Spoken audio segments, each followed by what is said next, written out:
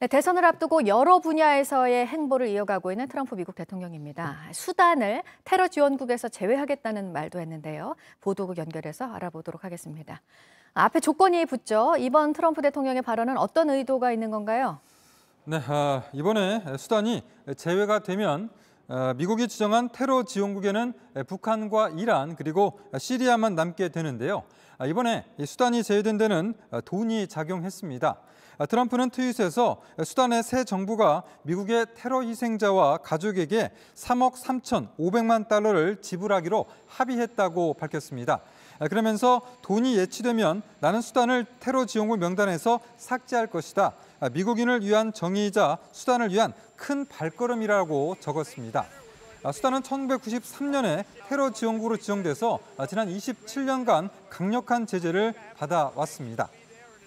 이어서 미국 항공우주국 나사가 핀란드 업체 노키아와 손을 잡고 달에 4세대 이동통신망을 깔기로 했다는 소식입니다.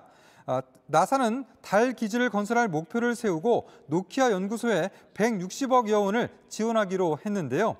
나사의 이번 사업은 달의 인류 복귀 계획인 아르테미스 프로그램의 일환입니다. 앞서 나사는 2024년까지 인류를 다시 달에 보내고 2028년에는 인류가 상주하는 달 기지를 건설하겠다는 목표를 세웠습니다.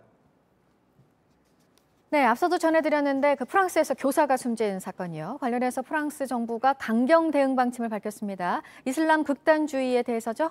네, 그렇습니다.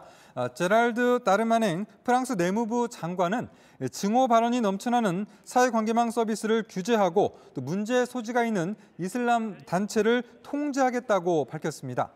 이와 함께 이슬람 극단주의를 따르는 것으로 의심되는 10여 명의 집을 급습했다고 밝히며 프랑스의 적들이 단 1분도 쉴 수 없을 것이라고 경고했습니다.